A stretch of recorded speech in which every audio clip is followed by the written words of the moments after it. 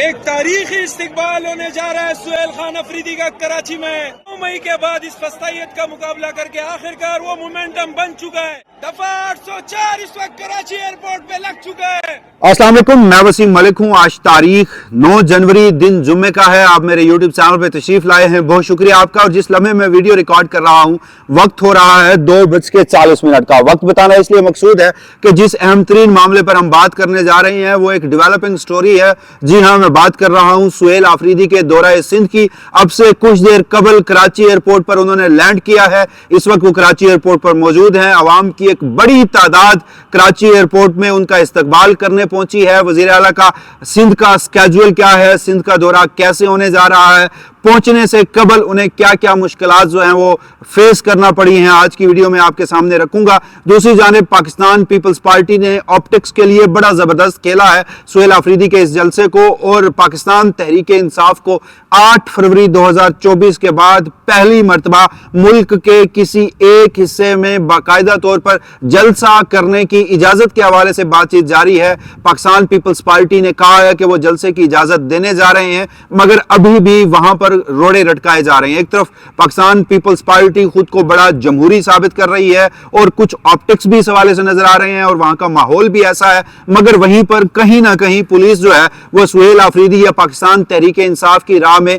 روڑے بھی اٹکا رہی ہے. دوسری جانب تحریک تحفظ عین پاکستان گزشتہ روز وہ پہنچے اسٹیبلشمنٹ کے سب سے مضبوط قلعے پنجاب یعنی لاہور، اور وہاں پر اس وقت کیا صورتحال ہے، آج ان کے کیا دورے کے سکیجول ہے، کیا کرنے وہ جا رہے ہیں، اس پر بھی بات کریں گے. اور پھر آخر میں ایک اور اہم ترین معاملہ ہے.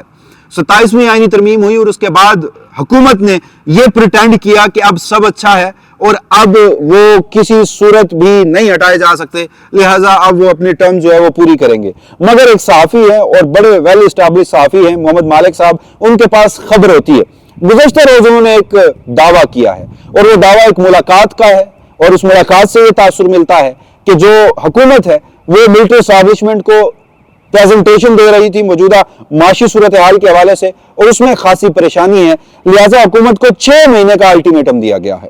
ایگزیکٹلی انہوں نے کیا کہا ہے اور اس سے یہ تاثر کیوں ملتا ہے، یہ تاثر کیوں لیا جا رہا ہے کہ اسٹیبلشمنٹ نے حکومت کو 6 مہینے کا وقت دیا ہے، اگر اس میں کوئی خاطر خواہ تبدیلی نہ آئی تو پھر حکومت کے جانے کا وقت بھی آ سکتا ہے. تو ان تمام تر موضوعات پر گفتگو کرتے ہیں. سب سے پہلے سہیل آفریدی صاحب صبح 9 بجے کی ان کی ٹکٹ تھی، وہ اسلام آباد ہی پہنچ چکے تھے. خیبر پختونخوا ہاؤس سے وہ ایئرپورٹ کے لیے نکلے، اس سے قبل انہوں نے ایک ویڈیو سٹیٹمنٹ جاری کیا، اور اس کے بعد جب وہ ایئرپورٹ پر پہنچتے ہیں تو ان کے فلائٹ کا جو ٹائم ہے وہ 9 بجے کا تھا. لگ بھگ پختونخوا سے 70 لوگوں کے ٹکٹس جو ہیں وہ بک کروائے گئے تھے. ایئر بلو کی ایک فلائٹ تھی جس نے کراچی کے لیے فلائی کرنا تھا. سہیل آفریدی صاحب جب ایئرپورٹ پر پہنچے، لوگوں نے انہیں وہاں پر بھی ویلکم کیا، لوگوں سے ان کی گفتگو ہوئی، لوگوں نے تصاویر بنوائیں، جس کے بعد یہ خبر سامنے آئی کہ سہیل آفریدی صاحب کا جو جہاز ہے وہ 1 گھنٹہ تاخیر سے فلائی کرے گا، یعنی 10 بجے. انتظار کیا گیا، 10 بجے بھی جہاز نے فلائی نہیں کیا. ایک نیا ٹائم سکیجول آیا کہ 12:35 پر جہاز جو ہے وہ فلائی کرے گا، جس کے بعد سہیل آفریدی، مینا خان آفریدی اور شفیع جان، وہ ایک الگ فلائٹ جو کہ PIA کی تھی، اس میں اکانومی کلاس کے 3 ٹکٹ جو ہیں وہ بک کروائے گئے اور انہوں نے وہاں سے فلائی کیا، اور باقی ان کے ساتھ جو لوگ تھے وہ پھر اسی جو سکیجول فلائٹ تھی اس کے مطابق اسی پر سفر کر کے کراچی کے لیے جائیں گے. اطلاعات کے مطابق وہ فلائٹ بھی فلائی کر چکی ہے لیکن اس نے کراچی لینڈ نہیں کیا. سہیل آفریدی صاحب اب سے کچھ دیر قبل کراچی میں لینڈ کر چکے ہیں، اور وہاں سے ویڈیو ریکارڈ کرنے سے قبل ہی میں نے ہمارے صحافی دوستوں سے معلومات لی تو پتہ یہ چلا کہ اس وقت ایئرپورٹ کے اندر بھی لوگوں کی ایک کثیر تعداد موجود ہے، ایئرپورٹ کے باہر بھی لوگوں کی کثیر تعداد موجود ہے، اور 8 فروری کے بعد ایسے ویژولز پہلے کبھی نظر نہیں آئے پاکستان تحریک انصاف کی پولیٹیکل ایکٹیویٹی کے حوالے سے. لہٰذا یہ کہا جا سکتا ہے کہ ایک کثیر اور ایک بڑی تعداد جو ہے وہ کراچی ایئرپورٹ پر سہیل آفریدی کو ریسیو کرنے کے لیے پہنچی ہے. لوگوں میں جب میں نے یہ پتہ کرنے کی کوشش کی کہ کتنی بڑی تعداد ہے تو پتہ یہ چلا کہ ہزاروں میں وہ تعداد ہے، سینکڑوں میں نہیں ہے. اس سے قبل سہیل آفریدی صاحب لاہور گئے، سینکڑوں میں تعداد تھی، کارکنوں کو نہیں نکلنے دیا جا رہا تھا. وہ اسلام آباد آتے ہیں، فوڈ اسٹریٹ جاتے ہیں، یا دیگر جو ان کی ایکٹیویٹیز رہی ہیں پختونخوا سے ہٹ کر. تو پختونخوا سے باہر باقی پاکستان کے علاقے میں یہ اب جو ابھی گیدرنگ ہوئی، آلدو کے مزید آگے جلسے بھی انہوں نے اناؤنس کیے ہوئے ہیں، وہ ایک بڑی گیدرنگ بتائی جا رہی ہے جو استقبال کرنے سہیل آفریدی صاحب کے لیے پہنچے ہیں. نہیں روکا گیا, ایئرپورٹ پر آنے سے بھی نہیں روکا گیا, ایئرپورٹ کے اندر بھی لوگ جو ہیں وہ موجود ہیں, ایئرپورٹ کے باہر بھی ہیں, انہوں نے پاکستان تحریک انصاف کے پرچم جو ہے وہ بھی اٹھا رکھے ہیں. سہیل آفریدی صاحب یہاں سے پھر انصاف ہاؤس روانہ ہوں گے. دو ویژول ضرور آئے تھے, ایک کوئی استقبالیہ کا تھا جسے پولیس نے وہاں جا کر وہ استقبالیہ جو سہیل آفریدی کے لیے لگایا گیا تھا اس کو جناب ہٹایا, وہاں پر توڑ پھوڑ کی اور وہاں پر ساری چیزیں جو ہیں وہ درم برم ہو گیا نظام ان کا استقبالیہ کا. اور اس کے بعد انصاف ہاؤس ہے کراچی کا, اس کو اطلاعات آ رہی ہیں کہ سیل کر دیا گیا ہے. تو ایک طرف جہاں پاکستان پیپلز پارٹی آپٹکس کے لیے بڑا خود کو جمہوری ثابت کر رہی ہے, تو وہیں یہ ہرڈل ضرور ہیں. جیسے گزشتہ روز چیمبر آف کامرس کے حوالے سے سہیل آفریدی کا ایک دورہ تھا, تو وہ بھی آخری لمحوں میں بغیر وجوہات بتائے, نہ قابل بیان, نہ قابل وہ کہتے ہیں نا ناگزیر وجوہات کی بنیاد پر وہ کینسل کر دیا گیا تھا. تو اب سہیل آفریدی صاحب بالآخر پہنچ چکے ہیں. اس سے قبل سلمان اکرم راجہ پہنچے ہیں, شاہد خٹک جو ہے وہ پہلے پہنچ چکے تھے. تو ایک بڑا دورہ اسے قرار دیا جا رہا ہے. جلسے کے حوالے سے اطلاعات یہ تھی کہ باغ زنا میں 11 تاریخ کو شام 4 بجے پاکستان تحریک انصاف کو جلسے کی اجازت مل چکی ہے, لیکن اب سے کچھ دیر قبل جو کراچی ریجن کے صدر ہیں پاکستان تحریک انصاف کے, ان کی جانب سے یہ سٹیٹمنٹ سامنے آیا کہ ابھی تک ہمیں جلسے کا NOC نہیں دیا جا رہا. پیپلز پارٹی نے زبانی ہمیں یقین دہانی کرائی تھی کہ آپ کو جلسہ کرنے کی اجازت ملے گی. آج شام 3 بجے تک ہم نے NOC جو ہے وہ باغ جناح انتظامیہ کو دینا تھا, لیکن ابھی تک ہمیں اجازت نہیں دی گئی.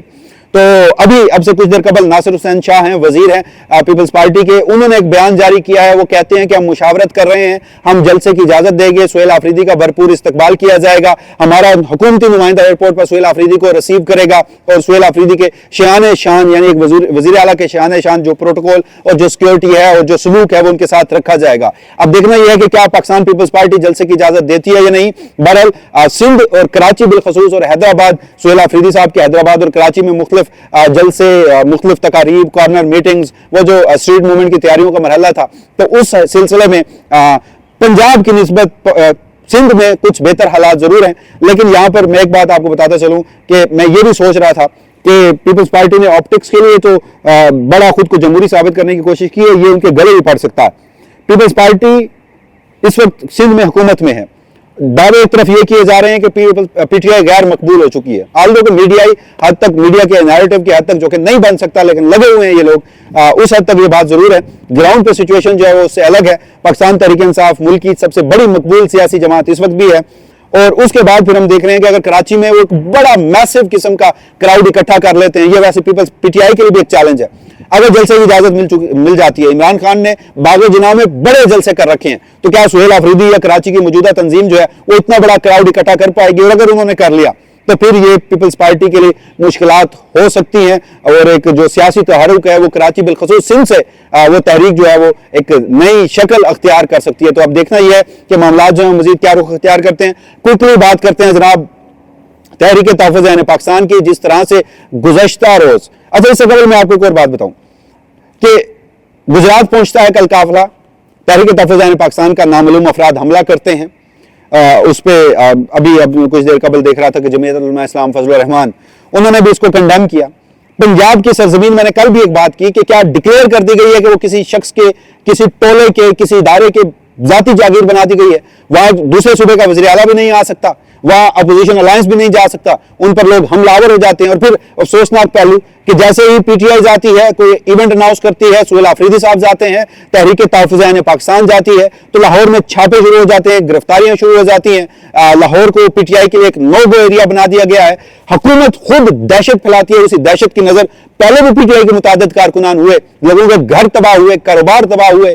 سیاست کرنا, پولیٹیکل ایفیلیشن رکھنا اس ملک میں سب سے بڑا جرم بن گیا. تو ایک رکشہ ڈرائیور تھا, شبہ یہ تھا کہ یہ تحریک تحفظ عین پاکستان کا کیا کرنے جائے گا جناب, یہ اس کا استقبال کرنے جائے گا. اس کے گھر چھاپا مارا گیا, وہ کارکن جاں بحق ہو گیا. یہ قتل ہے, یہ چھاپا نہیں تھا, یہ اختیارات کا ناجائز استعمال نہیں تھا, یہ ایک قتل تھا جو ایک پرامن محب وطن شہری کا کیا گیا, جس کا قصور یہ تھا کہ حکومت کو ڈر تھا کہ یہ ایک پولیٹیکل ایفیلیشن رکھتا ہے تو اس کا کہیں اظہار نہ کر دے. اب وہاں پر اردو پوائنٹ نے اس پر ایک بڑی زبردست ویڈیو کی ہے کہ وہ جس طرح سے خواتین جو ہیں وہ گھر کی بتا رہی ہیں کہ ان کے ساتھ کیا صورتحال پیش آئی ہے. تو تحریک تحفظ عین پاکستان جناب وہاں پر موجود ہے, اور وہ آج مختلف ایکٹیویٹیز ہیں ان کی. صحافیوں سے ملاقات ہے, اراکین اسمبلی سے ملاقات ہے, بکلا سے, اور اس طرح سے کچھ ایونٹ ہے. تو یہ بہرحال صورتحال ہے. اب ساری سچویشن میں یہ سوچنا چاہیے کہ مسلم لیگ نون نے کیا پایا, کیا کھویا, क्या उसने ये मान लिया है कि हमेशा ही मिलिट्री एस्टैब्लिशमेंट के कंधों पर, अवाम के मैंडेट पर शब खून मारकर इतनी बड़ी सियासी जमात जो है वो इक्तिदार में आएगी? पीपल्स पार्टी ने ऑप्टिक्स के लिए तो सब कुछ कर लिया। अगर सीएम पख्तूनख्वा जो है वो मुराद जो वहां के सीएम सिंध है मुराद अली शाह, उनके पास चले जाते हैं तो पीपल्स पार्टी एक बहुत बड़ा गेन कर लेगी कि वो गुज़श्ता 3 साल में जितनी भी फस्तायत हुई है पीटीआई के खिलाफ, इंसानी हकूक की संगीन पामालियां हुई, इदारों में तबाही आई, मिलिट्री एस्टैब्लिशमेंट का किरदार मजीद मजबूत हुआ, सियासी स्पेस सुधरी, ये क्रिमिनल जराइम है, ये मुजरमाना फेल है, उसमें पीपल्स पार्टी मुकम्मल ऑन बोर्ड थी। लेकिन उन्होंने ऑप्टिक्स के लिए बड़ा जबरदस्त खेला। पंजाब के पास क्या रह गया? पंजाब में जिस तरह से वाकयात हुए, तो बहरहाल एक तरफ ये सिचुएशन थी।